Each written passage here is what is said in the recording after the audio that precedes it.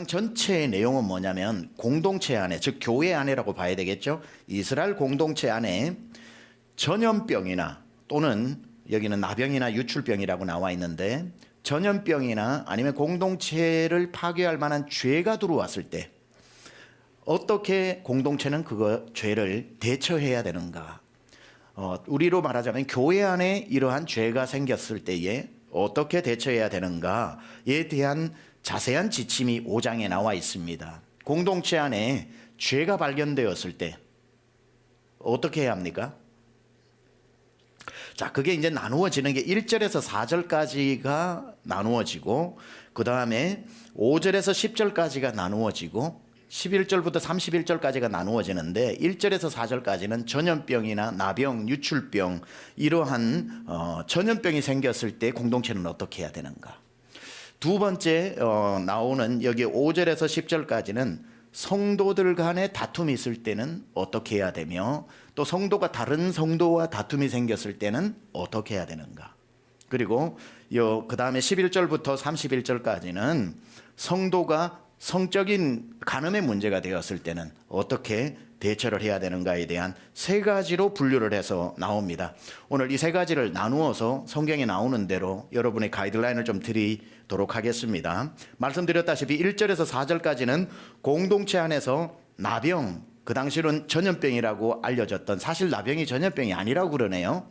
나병이나 유출병, 그 당시는 다 이 두 가지를 대표적 전염병으로 인식을 했습니다. 그리고 죽은 시체를 만진 사람이 와서 다른 사람을 접촉했을 경우 시체를 만진 자는 부정한데 그 사람이 다른 사람을 만지게 되면 다 죄가 공동체 안에 전염된다고 봤는데 이러한 전염병에 발생했을 때에 공동체는 어떻게 대처를 해야 되는가. 여기 보니까 남녀 상관없이 진영 밖으로 내보내야 한다. 진영 밖이라고 하면 이스라엘 백성들 12지파가 다 회막을 중심으로 광범위하게 펼쳐져서 텐트를 치고 지내고 있는 그 통틀어 일컫는 말이 진영입니다. 그러니까 유출병이나 전염병이 있으면 그곳에서부터 완전히 격리시켜 광야로 내보내라는 겁니다. 진영 밖이라는 게 그런 뜻입니다. 완전한 격리를 시키라는 겁니다. 격리라는 말이 이렇게 친숙한 적도 별로 없었죠, 여러분. 완전히 격리를 시켜야 된다.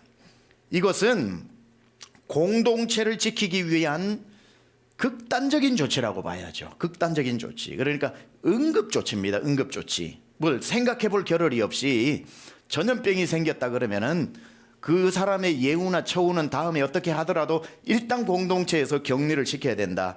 이 말입니다. 그러나 당사자의 입장에서는 굉장히 억울한 조치죠. 무슨 사람과 사람이 싸우는 거면은 모르겠는데 사람이 병과 싸워 져버린 게 내가 병이 걸린 것 아닙니까?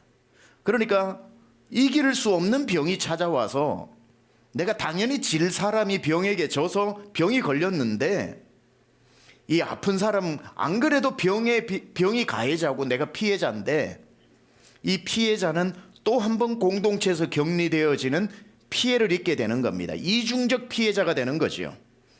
그럼에도 불구하고 격리를 해야 된다고 이야기합니다. 병이라고 하는 건 불가항력적인 것이기 때문에 걸릴 수도 있고 또 나을 수도 있지만 노력하면 안 걸릴 수 있는 병이 있는데 마음의 병을 주는 거, 마음의 병은 우리가 노력하고 조심하면 안 줄 수도 있는 병이기 때문에 저는 우리 교회 안에서 적어도 마음의 병에 걸린 분은 한 분도 없기를 축복합니다. 뭐 몸에 병이 걸렸다고 해서 사람들이 어머 저 사람 죄를 지었나 봐, 모르는 죄가 있나 봐, 조상이 죄를 지었나, 우리가 모르는 죄를 지었나, 불안불안하더니만 역시 이런 식으로 해서 내가 지금 피해를 입은 거, 부도가 난 거, 지금 몸에 병이 생긴 거, 지금 자식이 말을 안 듣는 거, 이것만 해도 내가 너무 괴로운데 거기에 대해서 뒤에서 그것을 모르면서도 진단해서 저 사람 저래서 저래, 이래서 저래라고 해서 몸에 남 병보다 더 아프게 마음의 병을 만드는 그런 공동체가 되어서는 안 된다는 거예요.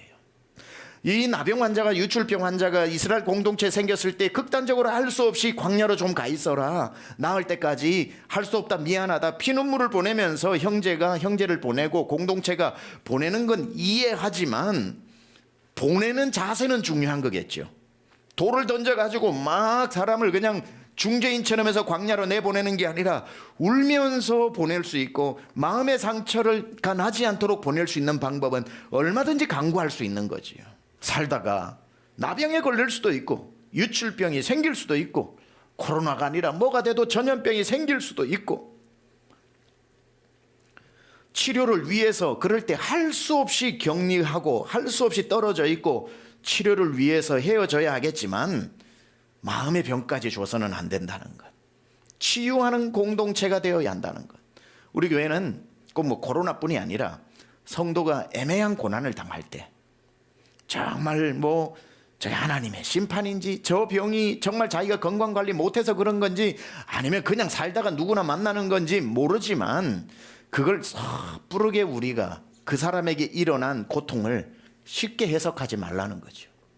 그럴 때에 그 사람의 그 고통을 쉽게 해석해서 금방 해결될 그 고통, 마음의 고통을 주어가지고 평생 그 고통은 사라졌는데 아직 마음의 고통이 남아있게 만드는 그러한 병을 주는 교회가 아니라 어떠한 일이 있어도 몸도 고치고 마음도 고칠 수 있는 교회가 건강한 교회라는 겁니다. 자, 이렇게 오늘 나병과 유출병에 대한 부분에 있어서 마음의 병을 주지 말라는 접근으로 오늘 걸 이해할 수 있지만 이제는 이 부분을 다른 차원에서 여러분하고 또 한번 나눠보려고 하는데 이제는 몸에 난 나병이 아니라 우리 영혼의 병이 들어버린 거는 정말 심각하죠. 영혼의 나병이라고 제가 이름을 붙여볼 텐데 우리 성도들 가운데 영혼이 병들었다고 해야 되나요? 영혼이 마귀에게 사로잡힌 사람이 있다면 이런 사람이 교회 공동체 안에 있다면 어떻게 해야 될까? 품어야 될까? 아니라는 거예요. 이건 완전히 격리를 시켜야 된다는 겁니다. 교회 공동체를 다 전염시키는 나쁜 전염병을 옮기는 교회를 파괴하고 악한 세력으로 들어와 공동체를 파괴하는 영적인 무서운 나병이 있는 사람은 반드시 교회 공동체에서 진영 밖으로 분리시켜야 하고 반드시 공동체에서 격리시켜야 합니다. 품고 있다가는 전 교인 전 성도가 다 영적 나병에 걸리고 마는 무서운 병을 가진 사람이 있다는 거지요.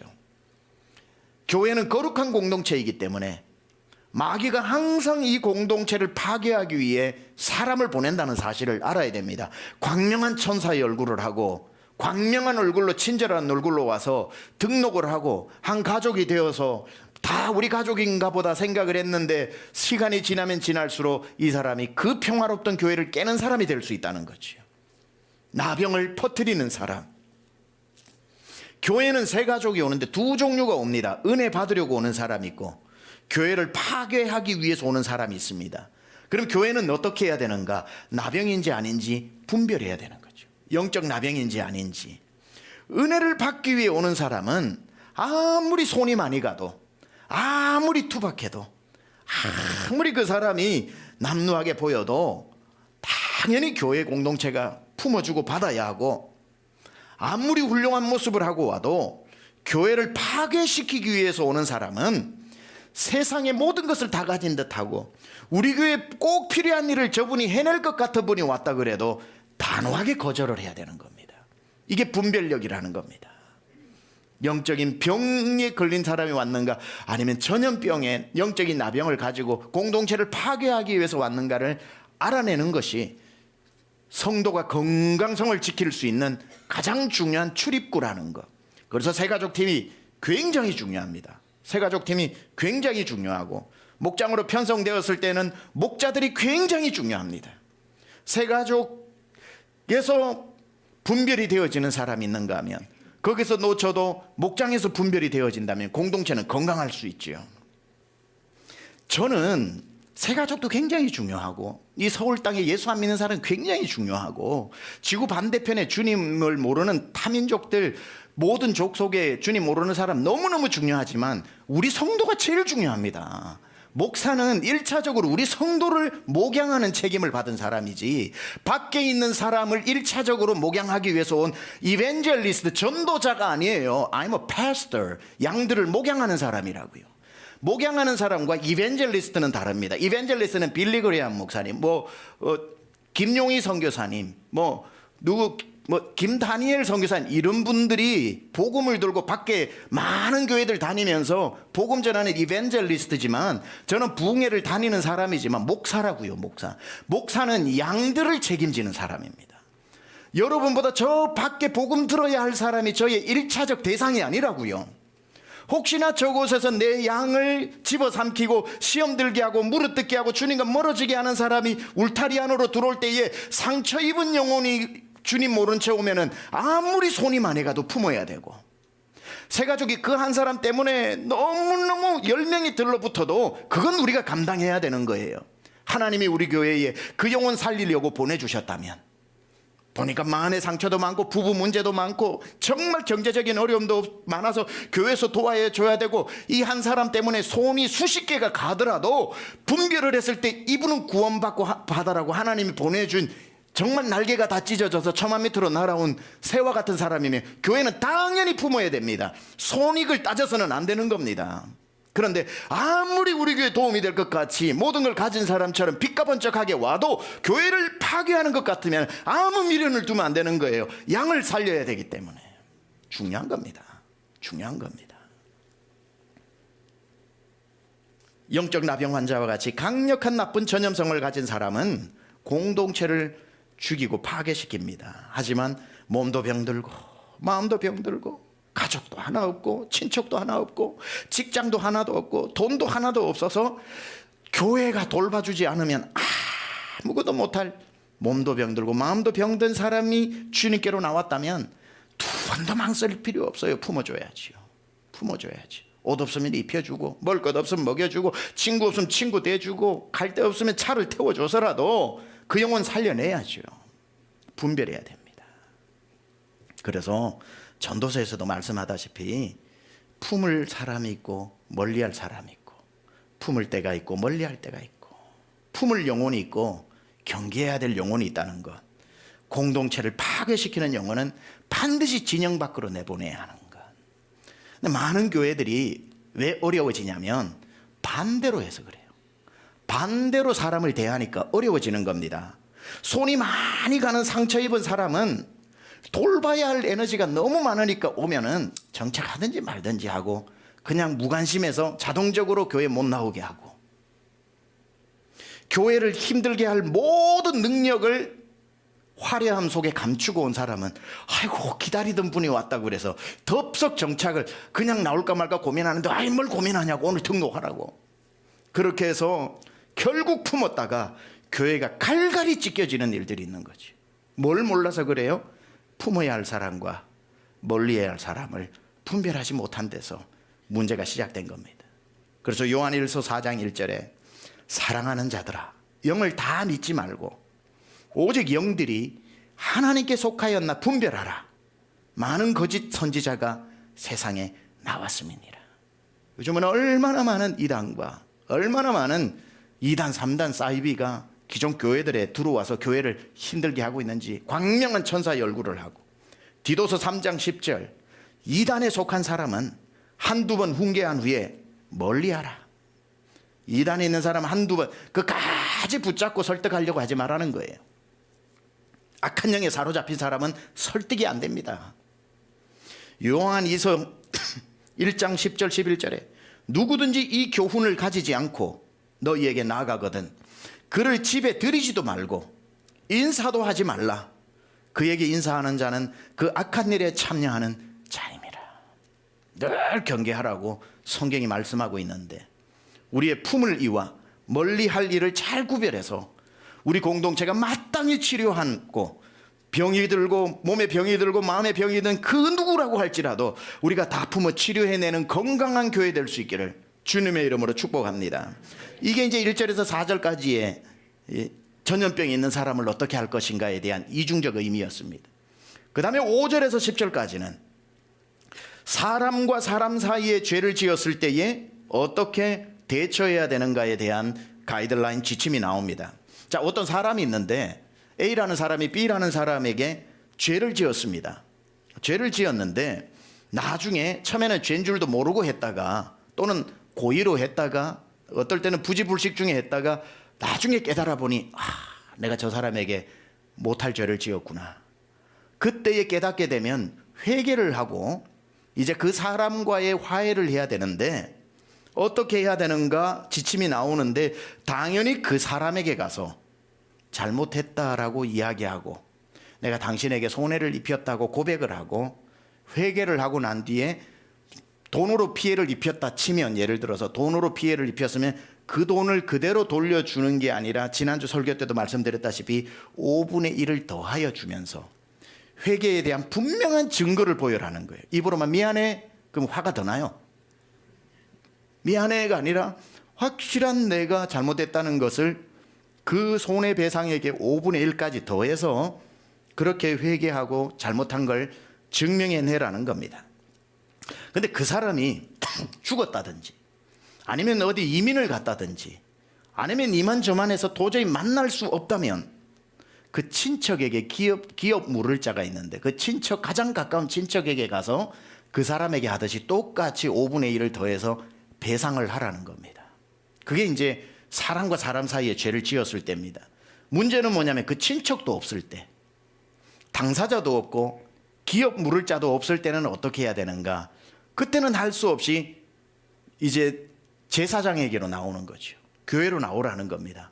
제사장에게 나와서 그 배상액을 드리고 그리고 숫양을 잡아서 소제로 드리는 겁니다. 그 5분의 1에 해당되는 의미겠죠. 소제를 가지고 드리고 거제라고 해서 들어서 흔들어 올리는 거제까지 가지고 와서 제사장에게 주면 제사장이 그 숫양의 소제는 번제로 해서 소제로 하나님 앞에 올려드리고 제사장에게 가져온 거제는 제사장의 몫으로 이제 주면서 자기가 고백을 하겠죠. 내가 누구누구에게 이런 죄를 지었는데 만날 수도 없고 친척도 없어 하나님 앞에 회개하러 나왔습니다 라고 했을 때 제사장이 그 진실을 받아들여 이 소제를 가지고 양으로 제사를 드리면서 이 사람의 죄를 용서하고 그 의미로 가지고 나올 때 그 거제를, 그 제사에 대한 양과 들고 나온 거제를 제사장에게 주어서 제사장이 그걸 자기의 소유물로 취하게 되는 겁니다. 조금 쉽게 설명을 드릴게요. 오늘날로 내가 누군가에게 금전적 손해를 입혔는데 금전적 손해를 갚으려 했더니 그 사람 만날 수도 없고 그 친척도 만날 수 없을 때, 그러면 어떻게 해야 되나? 이 돈을 그 사람에게 갚아야 되는데 친척에게도 갚을 수가 없는데 어떻게 하라고요? 교회 헌금하라는 겁니다. 교회에 그 돈을 헌금하라는 거죠. 이 중에 그런 비슷한 일이 있다면, 예전에 여러분이 누군가에게 금전적 손해를 입혔다면 갚고 싶은데 찾아갈 수도 없고 만날 수도 없고 어디 있는지도 모른다면 그 액수에 플러스 5분의 1을 해서 헌금을 하면서 하나님 앞에 회개하라는 거죠. 하나님이 그걸 받으신다는 겁니다. 그 이 본문에는 제사장 개인에게 주어서 제사장이 취하게 하라고 했는데, 오늘날 유연하게 이것을 한번 적용을 해본다면 그냥 헌금으로 드리지 말고 가져와서 헌금함에 넣지 말고 목회자에게 주면서 지정 헌금으로 드리라는 겁니다. 그러니까 목사님 넥타이 사세요 이런 뜻이 아니라 지정 헌금으로 드리는, 저 넥타이 또 쳐다보고 계시죠 다들. 네, 또 다들. 자, 목회자에게 주면서 지정 헌금으로 드리는 모양. 예를 들어서 이런 거죠. 목사님 구제에 써주십시오. 물론 구약에서는 제사장이 개인적으로 취했습니다만은 그러기보다는 유연하게 바꾸어 보면 구제에 써주십시오. 제가 이만저만해서 이런 돈을 갚지 못해가지고 갚으려니 기회가 없고 사람이 없어서 하나님 앞에 드리니 선교지에 교회 세우는 데 써주십시오. 아니면 목사님이 꼭 사역을 하시는데 이 사역을 하는데 재정이 필요하다고 생각했던 그곳에 써주십시오 라고 목회자에게 일임하든지, 아니면 여러분 마음에 있는 대로 교회를 세우는 데 쓰든지 아니면 구제하는 데 쓰든지 하는 명목으로 지정해서 드리라는 거예요. 좋은 가이드라인이라고 생각합니다. 그러면은 그 제사장이 그것을 가지고 높이 흔들어 올리는 제사를 거제라고 하고 화목제의 하나인데, 그리고는 그걸 받아 제사장이 취하게 되는 겁니다. 사람과 사람 사이에 죄를 지을 수 있지요. 그러면 누구든지 한쪽에서 자기 잘못을 시인하고 그 사람을 찾아가 용서를 구하고 문제를 해결해야 합니다.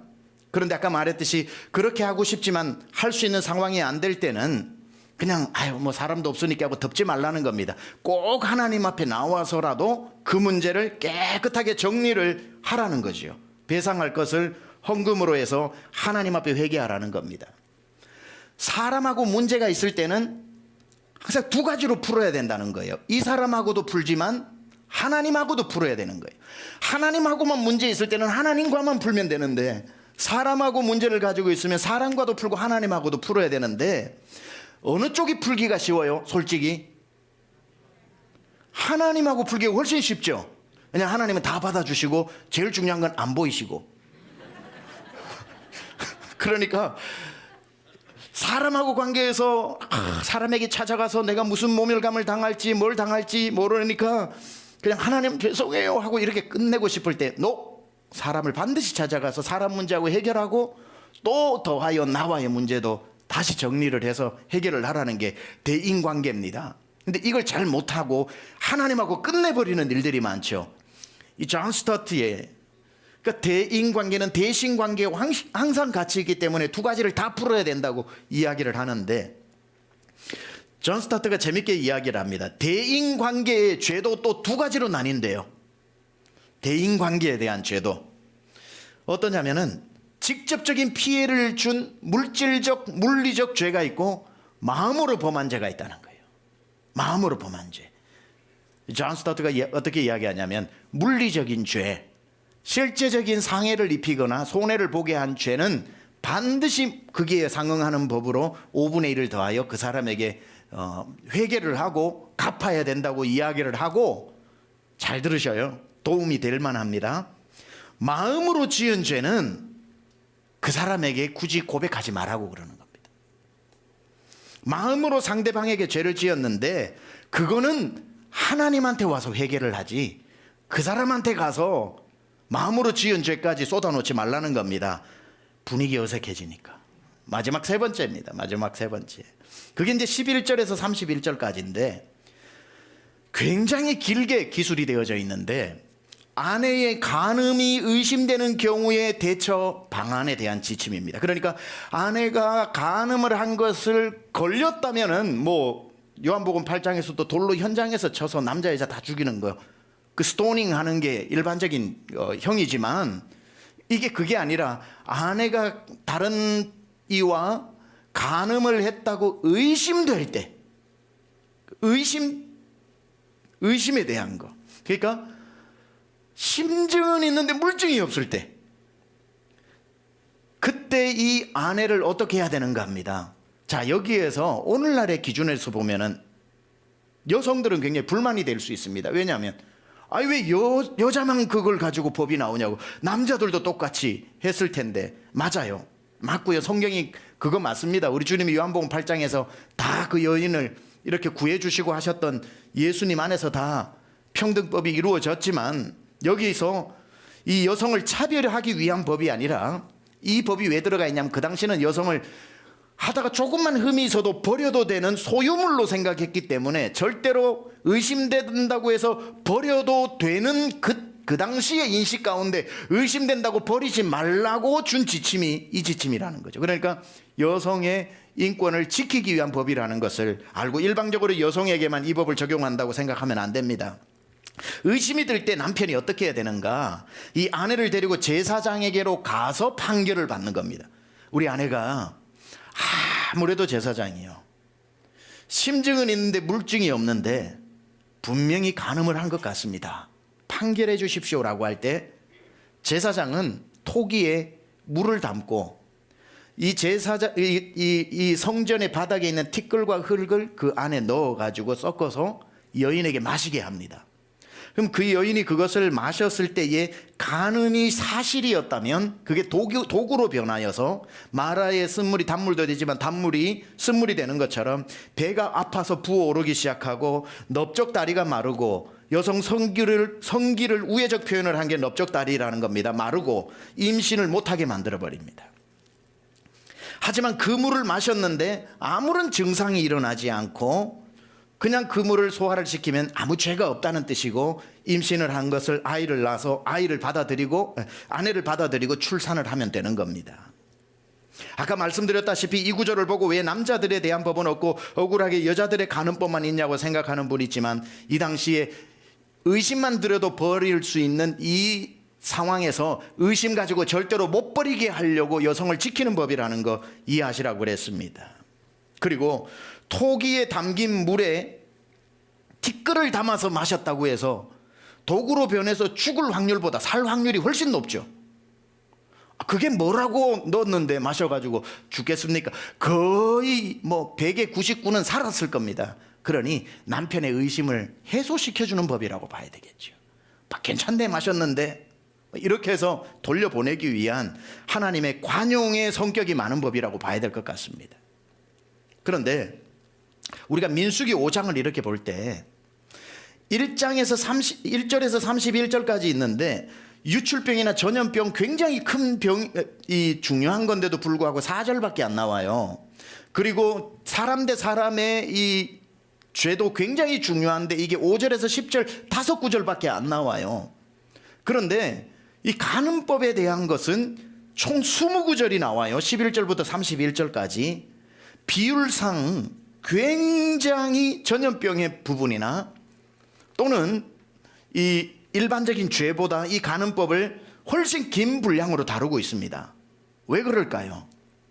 왜 하나님이 이토록 간음법에 대해서 자세하고 길게 설명했을까?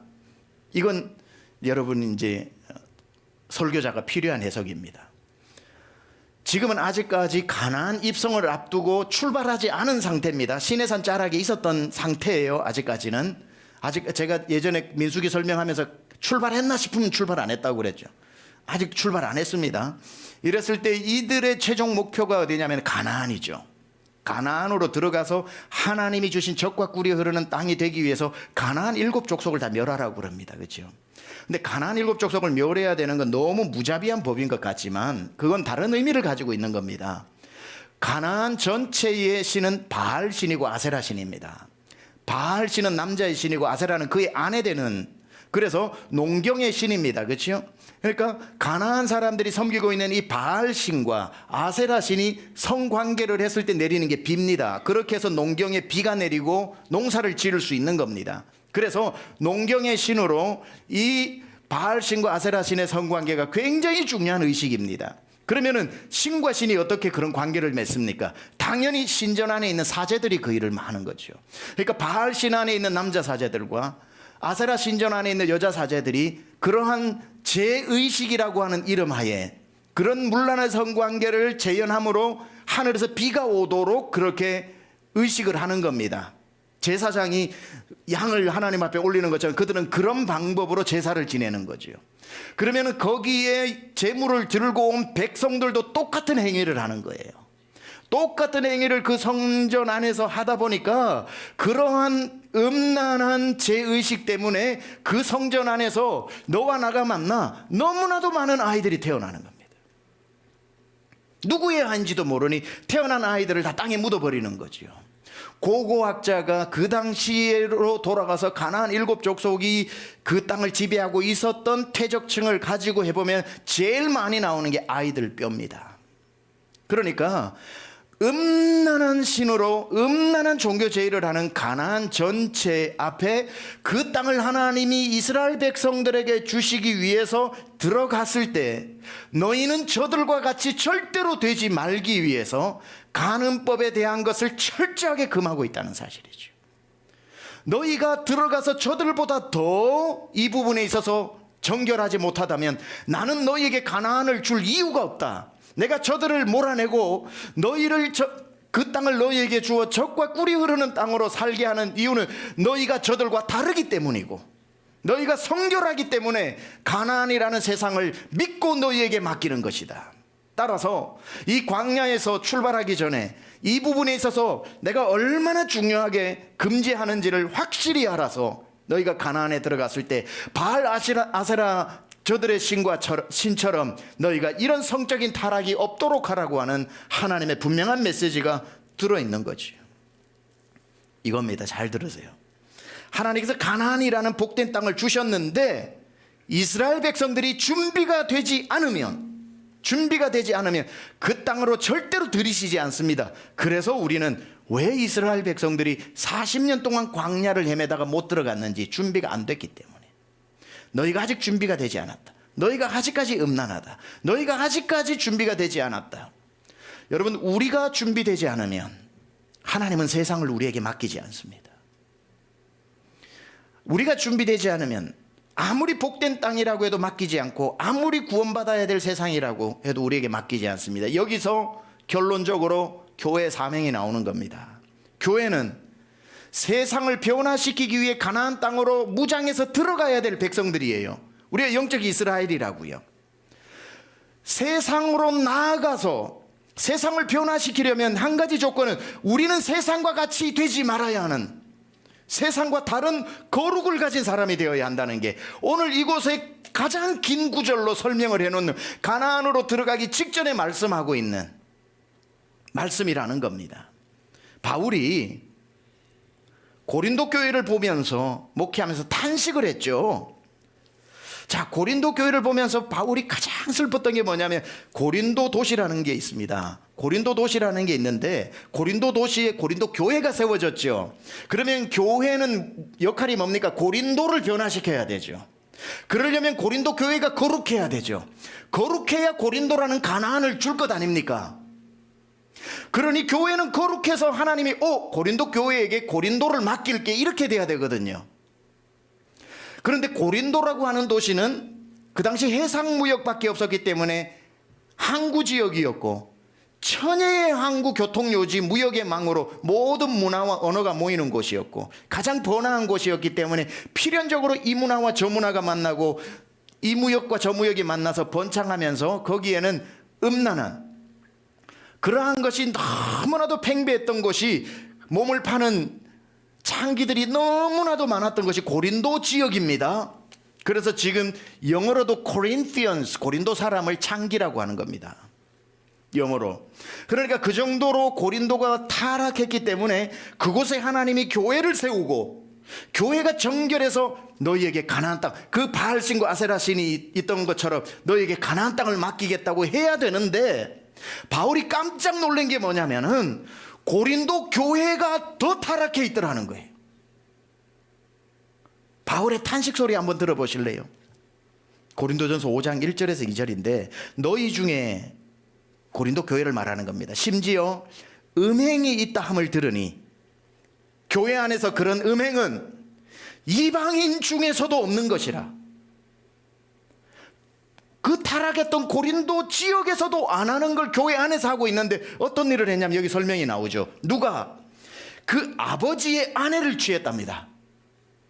아버지의 아내를 두자로 하면 뭐예요? 교회 안에서 어떤 놈이 어머니를 취했다는 거예요. 물론 어머니, 친어머니 아닐 겁니다. 스텝맘이겠죠. 그러니까 친어머니는 아니겠죠. 그렇게 봅니다. 설명이 없으니까 친어머니일 수도 있고, 그러려면 진짜 하늘에서 불 떨어져야 되고, 어찌되었든 그 타락했던 고린도보다 고린도 교회에 더 엄청난 일이 벌어졌는데, 교회 안에 음행이 있는 정도가 아니라 교회 안에 있는 아들놈이 엄마를 범하는 일까지 일어나니, 그리하고도 더 문제가 뭔 줄 아세요? 오히려 교만하여져서 회개도 안 하더라는 거예요.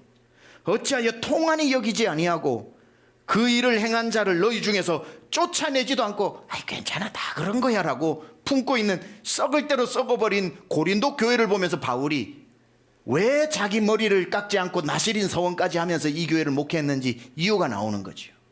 감당이 안 되는 교회였다는 거예요. 교회가 더 심한 타락이 있는데 고린도를 어떻게 변화시키고, 이스라엘 백성들이 더 간음을 하는데 간음의 땅 가나안을 들어가서 어떻게 정복하고 다스리고 생육하고 번성하고 젖과 꿀이 흐르는 땅이 되겠느냐는 거죠. 이런 말 최근에 많이 들어봤을 겁니다. 교회가 세상을 걱정해야 되는데 세상이 교회를 걱정한다. 그런 세상이 자꾸 되는 것 같아요. 교회가 더하네, 이런 말 듣고. 물론 그 중엔 상당 부분 오해도 있습니다만, 그렇다고 해서 부인할 수도 없는 것. 교회가 세상을 보고 걱정을 하고 기도를 하고 해야 되는데 세상이 교회를 걱정하고 있다면, 고린도 교회가 그랬던 거예요. 고린도 교회, 고린도 지역 사람들이 그랬을 거예요. 야, 우리도 어지간히 죄짓지만 고린도 교회 너네한테는 명함도 못 내밀겠네, 이러고 있는 거예요. 어떻게 우리도 안 하는 걸 너희가 하냐? 바울이 봤을 때 교회 하나 개척해놨는데 이 교회로 고린도를 변화시킬 수가 없어.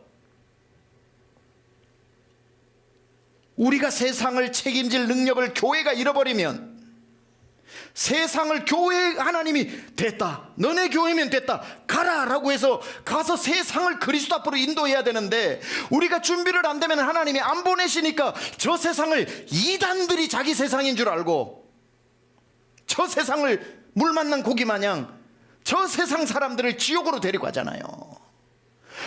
하나님이 우리를 못 보내시는 이 틈에 가서는 안 될 2단 3단 사이비들이 세상을 점령하고 있잖아요.